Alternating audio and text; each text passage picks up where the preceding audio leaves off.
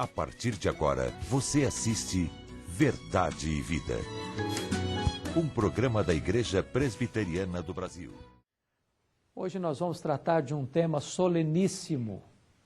Batalha espiritual, uma realidade inegável. E vamos conversar à luz de Efésios capítulo 6, versos 10 a 20. Certamente você tem plena consciência de que vida cristã não é uma colônia de férias, não é um parque de diversões, não é uma estufa espiritual, nem mesmo uma redoma de vidro. Não existe essa ideia de estar blindado espiritualmente, imune aos ataques sutis e às vezes intensos do inimigo. Vida cristã é luta, vida cristã é guerra, é batalha sem pausa e sem trégua. Nesta luta não existe campo neutro, ou você é um guerreiro ou você é uma vítima. Não tem como ficar em cima do muro. A Bíblia diz assim: quem não é por mim, disse Jesus, é contra mim. Quem comigo não ajunta, espalha. Só existem duas possibilidades. Ou você está no reino da luz, ou no reino das trevas. Ou você está dentro do governo de Deus, do reino de Deus, ou você está no império das trevas, na potestade de Satanás.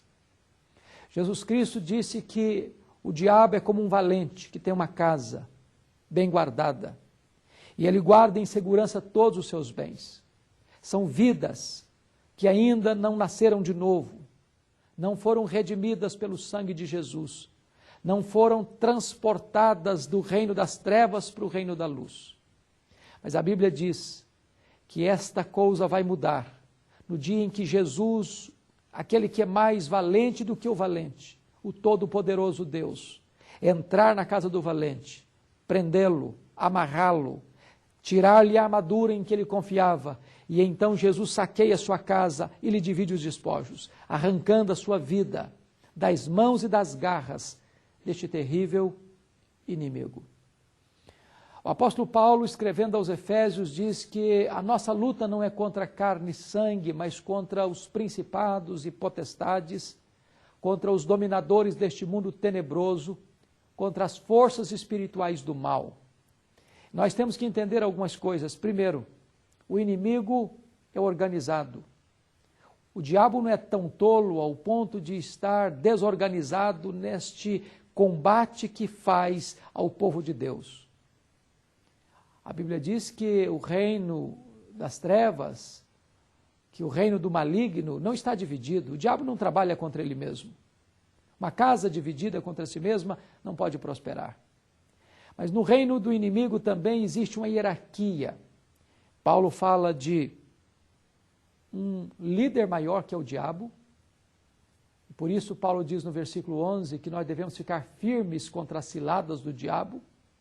Ele é chamado de diabo, de Satanás, de ladrão, de assassino, de tentador, de maligno, de destruidor, de Abaddon, de Apolion. Ele veio para roubar, para matar e para destruir. Ele não tira férias, ele não tem descanso.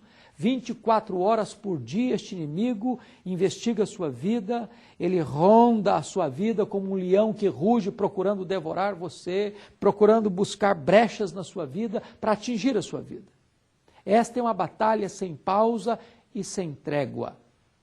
Mas este inimigo, que não é nem onipotente, nem onisciente, nem onipresente, não está sozinho.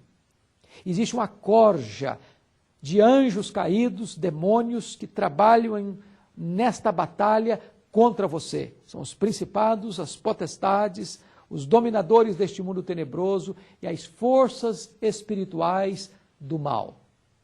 Temos que entender algumas coisas aqui. Primeiro, nós não podemos subestimar este inimigo. Os liberais dizem que o diabo é apenas um mito, que o diabo é apenas uma lenda, que foi criado pela religião para impressionar as pessoas ou enfiar medo no coração dos incautos. Mas o diabo não é uma lenda, ele não é um mito, ele é um anjo caído. E com ele estão os seus demônios, que tentam que roubam, que matam, que espreitam, que trazem grandes tragédias para a vida da humanidade. O apóstolo Paulo vai dizer que, por outro lado, nós não podemos superestimar este inimigo. Da década de 90 para cá, a igreja brasileira e a igreja do mundo inteiro foi assaltada por uma onda de batalha espiritual. E muitos escritores falaram de demônios territoriais e muitas pessoas até deram nomes a esses demônios e outras pessoas assodadas chegaram a receber revelações desses demônios. Nós precisamos entender uma coisa, que esta atitude de atribuir tudo ao diabo não é uma prática bíblica. Muitas pessoas atribuem uma dor de cabeça que se resolveria com aspirina ao diabo. O pneu do carro que fura no trânsito se atribui ao diabo. Uma discussão entre marido e mulher se atribui ao diabo. As pessoas cometem deslizes morais e adulteram e diz que está com o demônio do adultério. Isso é um equívoco. Certa feita, no meu gabinete, entrou uma mulher dizendo: pastor, eu quero que o senhor ore pelo meu pai. Eu falei: mas por que razão? Ela me disse: porque o meu pai está com o demônio do adultério. Eu respondi para ela: embora o demônio seja tentador e ele induz as pessoas ao pecado, adultério não é obra do demônio, adultério é obra da carne. Seu pai precisa de arrependimento. Muitas vezes se comete uma espécie de freudianismo evangélico nesta questão da batalha espiritual, quando se atribui tudo ao diabo. E as pessoas então pensam que o problema é halógeno, ou seja, está fora dela, e não autógeno, ou seja, nela mesma. E esta prática, então, leva as pessoas a buscarem libertação, em vez de buscarem arrependimento. Nós precisamos entender que a nossa luta é contra o diabo, é contra o mundo e é contra a carne. Precisamos ainda entender que nesta batalha espiritual, nós precisamos estar apercebidos por causa da sutileza deste inimigo. Cristo para uma vida melhor.